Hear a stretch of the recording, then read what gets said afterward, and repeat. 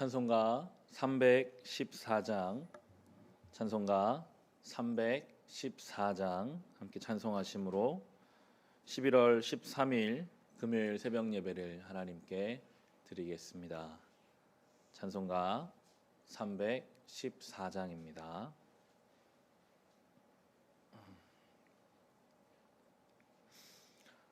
내 구주 예수를 더욱 사랑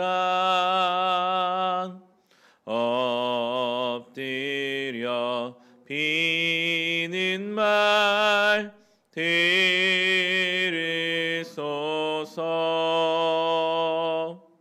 내 진정 소원이 내 구주 예수를 더욱 사랑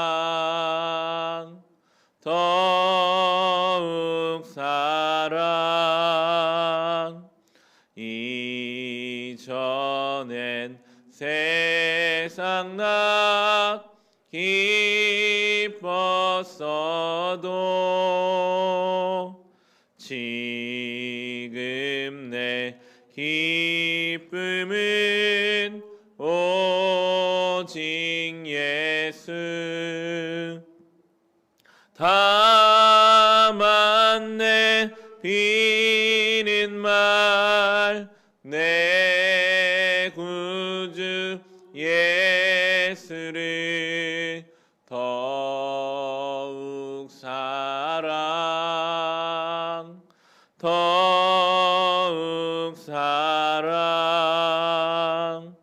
이 세상 떠날 때 찬양하고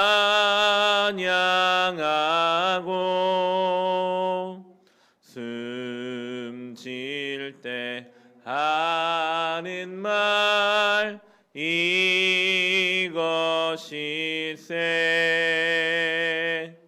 다만 내 비는 말 내 구주 예수를 더욱 사랑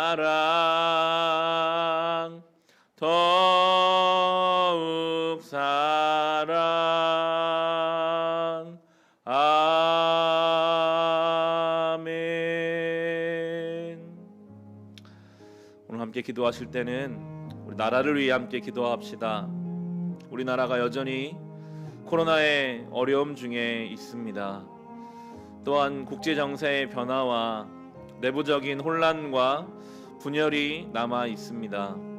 이 모든 어려움을 우리가 넉넉하게 이기게 하시고 어려울수록 서로 연합하고 사랑하여 하나님을 두려워하는 나라로 기도함으로 이때를 잘 지나가게 하여 주시옵소서. 이 나라의 다음 세대들을 축복하여 주옵시고 특별히 이 땅을 가득 채우고 있는 우울과 염려, 비교와 경쟁에서 복음으로 인해 참된 자유와 만족을 우리에게 허락하여 주시옵소서. 우리 허락하신 이 나라를 위해 우리가 밟고 있는 땅을 위해 함께 기도하겠습니다. 하나님, 우리나라 이 땅을 위하여 기도합니다. 주님, 이 땅이 병들어 있습니다. 우울과 염려가 가득하고 비난과 정죄가 이 땅을 채웁니다. 주여, 전염병으로 인해 우리의 육신이 병들 뿐만 아니라 하나님을 경외하지 못함으로 인하여 이미 우리 영혼이 병들어 있는 이 땅을 바라봅니다. 주여, 우리를 불쌍히 여기소서. 우리나라 하나님 은혜로 여기까지 인도함 받아왔습니다. 전쟁 후에 놀라운 성장과 부흥을 허락하여 주셨고, 그러나 그 과정에서 풍요로움은 오히려 우리와 교회의 영혼을 건강하지 못하게 만든 것만 같습니다. 주님, 다시 우리를 경건하게 하시고 거룩하게 하시고 하나님을 두려워하게 하시고 선한 양심으로 살아가게 하옵소서. 주여, 우리에게 주신 사명이 있을 것인데 우리가 많은 선교사들을 파송한 나라가 되었습니다. 끝까지 복음 전파의 사명을 온전히 감당하는 이 나라 되게 하여 주옵시고, 그러나 주님, 이 땅에 가득한 전염병과 사람 간의 불신과 염려와 경쟁과 비교, 하나님 원치 않는 많은 것들이 이 땅을 채우고 있사오니 오직 예수 그리스도의 이름으로, 나사렛 예수의 권능으로, 복음의 능력과 생명으로 주여 우리를 불쌍히 여기사 회복시켜 주옵소서. 자라나는 다음 세대들이 있습니다. 여러 가지 우리의 생각으로는 염려와 근심만이 쌓일 뿐입니다.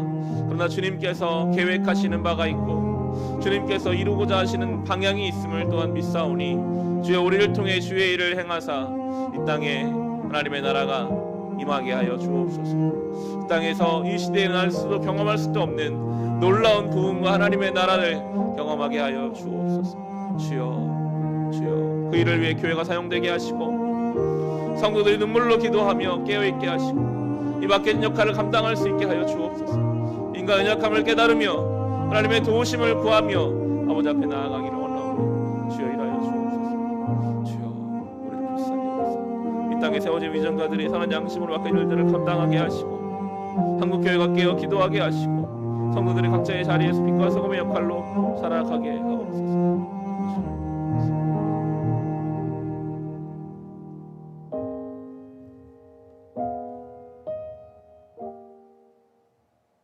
하나님 아버지, 이 나라 우리를 살게 하신 이 땅을 위해 기도합니다. 육신적으로 전염병으로 인해 신음하고 있고 영적으로는 우울과 불안과 비교와 경쟁으로 인해 병들어 있는 이 땅, 주여 치유하여 주시고 회복하여 주옵소서. 어둠의 영이 예수의 이름으로 떠나가게 하시고 우리나라를 통해 많은 곳에 주의 복음이 전파되게 하여 주시옵소서. 이 일을 위하여 교회와 성도들을 사용하실 줄을 믿습니다. 우리가 깨어서 각자의 자리에서 빛과 소금의 역할을 온전히 감당케 하여 주옵소서. 예수님의 이름으로 기도합니다.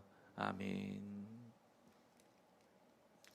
오늘 주신 말씀 함께 보겠습니다. 데살로니가 후서 3장 6절부터 18절까지의 말씀입니다.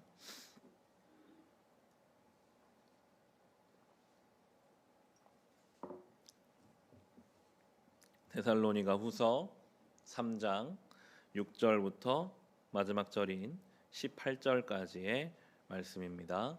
주신 말씀 우리 함께 읽겠습니다.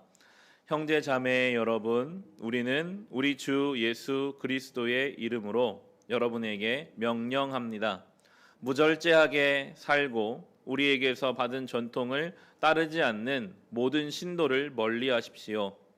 우리를 어떻게 본받아야 하는지는 여러분이 잘 알고 있습니다. 우리는 여러분 가운데서 무절제한 생활을 한 일이 없습니다. 우리는 아무에게서도 양식을 거저 얻어먹은 일이 없고 도리어 여러분 가운데서 어느 누구에게도 짐이 되지 않으려고 수고하고 고생하면서 밤낮으로 일하였습니다. 그것은 우리에게 권리가 없어서가 아니라 우리가 여러분에게 본을 보여서 여러분으로 하여금 우리를 본받게 하려는 것입니다. 우리가 여러분과 함께 있을 때에 일하기를 싫어하는 사람은 먹지도 말라 하고 거듭 명하였습니다. 그런데 우리가 들으니 여러분 가운데는 무절제하게 살면서 일은 하지 않고 일을 만들기만 하는 사람이 더러 있다고 합니다. 이런 사람들에게 우리는 주 예수 그리스도 안에서 명하며 또 권면합니다. 조용히 일해서 자기가 먹을 것을 자기가 벌어서 먹으십시오. 형제자매 여러분, 선한 일을 하다가 낙심하지 마십시오. 누가 이 편지에 담긴 우리의 말에 복종하지 아니하거든 그 사람을 특별히 조심하여 그와 사귀지 마십시오. 그리하여 그로 하여금 부끄러움을 느끼게 하십시오. 그러나 그를 원수처럼 여기지 말고 형제 자매에게 하듯이 타이르십시오. 평화의 주님께서 친히 언제나 어느 방식으로든지 여러분에게 평화를 주시기를 빕니다. 주님께서 여러분 모두와 함께 하시기를 빕니다. 나 바울이 친필로 문안합니다. 이것이 모든 편지에 서명하는 표요 내가 편지를 쓰는 방식입니다. 우리 주 예수 그리스도의 은혜가 여러분 모두에게 있기를 빕니다. 아멘. 데살로니가 교회를 향한 편지의 이제 오늘 결론입니다. 데살로니가 전후서를 묵상하면서 참 바울의 신앙, 그리고 하나님이 우리에게 요구하시는 신앙이 균형 잡혀 있는 모습이라는 것을 알 수 있습니다. 이 땅의 것에 얽매여서도 안 되지만, 그러나 주어진 일에 최선을 다하여 책임감을 가지고 살아가라라고 거듭해서 우리에게 강조하시면서 오늘은 무절제하게 살지 말라, 이것은 게으르게 살지 말라라는 말로 번역되기도 하거든요. 7절에서 9절 말씀을 다시 보시겠습니다. 우리를 어떻게 본받아야 하는지는 여러분이 잘 알고 있습니다. 우리는 여러분 가운데서 무절제한 생활을 한 일이 없습니다. 우리는 아무에게서도 양식을 거저 얻어먹은 일이 없고, 도리어 여러분 가운데서 어느 누구에게도 짐이 되지 않으려고 수고하고 고생하면서 밤낮으로 일하였습니다. 그것은 우리에게 권리가 없어서가 아니라 우리가 여러분에게 본을 보여서 여러분으로 하여금 우리를 본받게 하려는 것입니다. 무절제한 생활을 하지 말라, 게으른 삶을 살지 말라라는 명령입니다. 명령하고 있어요. 성도는 게을러서는 안 됩니다. 게으를 수가 없거든요. 바울이 열심으로 사역하면서 뭐라고 표현하죠? 밤낮으로 수고스럽게 일도 했다. 영적인 것에 최선을 다함과 함께 육신의 세상의 것에도 열심으로 살아갔다. 그 이유는 본이 되기 위해서였어요. 이제 막 복음을 받아들이고 있는 신생 교회를 향해서 복음이라는 것은 하나님 앞에 열심으로 살아가지만 또한 맡겨진 삶에서 최선을 다해 살아감으로 아무것도 하지 않고 하나님 앞에 입만 벌리고 있는 것이 신앙이 아니라 맡겨진 일에 최선을 다하여 수고스럽지만 그 일을 감당하는 것이 복음의 방식이라고 본을 보이고 있었던 것입니다. 성도들은 그래서 성실하고 부지런할 수밖에 없는 것 같아요. 신앙생활도 우리가 하기 위해서 이렇게 잠을 덜 자서 기도도 하고 시간을 쪼개어 말씀도 읽고 성경도 배우는 시간과 함께, 그리고 맡겨진 일상에서도 성실하게 살아야 하거든요. 가정에서, 일상에서, 이웃과의 관계 속에서 그렇게 우리가 본을 보일 수 있어야 하는 것입니다. 그 일은 바울도 말하지만 수고스러운 일입니다. 고생스러운 일이 될 수도 있겠습니다. 밤낮으로 우리가 그렇게 살아가야 할 수도 있겠으나 그것이 복음에 합당한 삶이요, 복음을 본을 보이는 그러한 일인 줄로 믿고 우리가 그렇게 성도의 삶을 살아가야 합니다. 13절에 보시면 형제자매 여러분, 선한 일을 하다가 낙심하지 마십시오 라고 말합니다. 저는 오늘 본문에서는 이 13절이 가장 마음에 와 닿았는데요. 우리가 그렇게 성실하게 살려고, 선을 향해 살려고 하다 보면 낙심하게 되는 때가 와요. 가장 많이 낙심하게 되는 것이 나 자신에 대한 낙심입니다. 내가 이걸 못하는구나, 내가 이게 안 되는구나, 내가 아는데, 내가 경험했는데도 오늘 또 안 될 때 자기에게 낙심할 때가 많죠. 그리고 주변의 변화가 보이지 않을 때 낙심합니다. 내가 이렇게까지 했는데 내 가족조차 변하지 않는구나, 내가 이렇게 기도하고 이렇게 선을 위해서 열심으로 살았는데 세상이 변하는 것 같지 않을 때 우리는 낙심하게 됩니다. 하나님을 향한 낙심이요, 나 자신을 향한 낙심이 들 수도 있는데 바울이 아마 경험했을 것 같아요. 그런데 말하죠. 선을 행하다가 낙심하지 마십시오. 갈라디아서 6장 9절은 똑같이 이렇게 말씀하는데, 우리가 선을 행하자 낙심하지 말지니 포기하지 아니하면 때가 이름에 거두리라. 성경은 분명히 말하고 있습니다. 선을 행하고 낙심하지 말라. 하나님의 때가 되면 거두리라.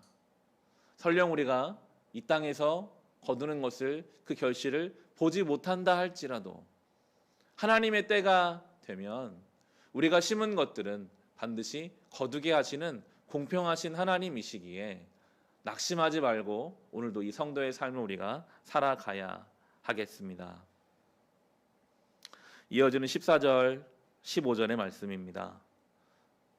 누가 이 편지에 담긴 우리의 말에 복종하지 않거든 그 사람을 특별히 조심하여 그와 사귀지 마십시오. 그리하여 그로 하여금 부끄러움을 느끼게 하십시오. 그러나 그를 원수처럼 여기지 말고 형제 자매에게 하듯이 타이르십시오. 때로 우리의 주변에 우리가 책임져야 하는데, 우리가 개입해야 하는데 우리의 말이 통하지 않을 것 같고, 정말 하나님 앞에서 근심되는 사람들이 있을 수도 있습니다. 그게 내 자녀가 될 수도 있고요, 성도가 될 수도 있고, 내 주변의 사람이 될 수도 있죠. 그렇다면 그를 향해서 기본적인 태도를 원수처럼 대하지 말고, 왜 저럴까? 왜 저거밖에 안 될까? 그게 아니라 형제 자매를 대하듯이 대하라. 어제 말씀이었죠. 그리스도의 인내가 우리에게 있어야 할 것입니다. 주님이 우리를 참아주셨으니까요. 우리는 그런데 참지가 못하고 참기가 어려운 것 같아요. 오늘 말씀하십니다. 그런 자들을 향해서 원수로 대하지 말고 형제 자매로 대하라. 이게 은혜죠. 18절 이렇게 결론 짓고 있습니다. 우리 주 예수 그리스도의 은혜가 여러분 모두에게 있기를 빕니다. 결론은 성도의 삶은 은혜가 있어야 합니다. 성실하게 살아야죠. 그런데 내가 성실하게 살면 성실하지 않게 사는 사람들이 내 눈에 자꾸 들어와요. 왜 저 사람은 저렇게 살까? 성실하게 살아서 본이 돼야 하는데. 그런 방식으로 예수 그리스도의 은혜는 퍼져가지 않거든요. 은혜는 받지 못하는 사람이 받는 것이 은혜입니다. 자격이 안 되는 사람에게 주시는 것이 은혜입니다. 죄인에게 어울리지 않는 십자가의 보혈이 허락된 것이 은혜입니다. 그 은혜가 우리 가운데 충만하게 살아가는 것이 성도의 삶입니다. 억지로 성실하게 사는 것이 아니라 그 은혜에 감사해 성실하게 살아가는 것이요, 우리 주변 사람들을 원수가 아니라 형제자매로 대할 수 있는 것도 결국에는 우리 안에 이 은혜가 있어야 하는 것입니다. 오늘도 예수 그리스도의 은혜 안에 살아갑시다. 이 은혜가 우리를 충만하게 채워주심으로 그 은혜에 합당한 삶을, 맡겨진 삶의 자리에서 성실하게 살아 복음의 본을 보이며 살아갈 수 있기를 우리 주님의 이름으로 축원합니다.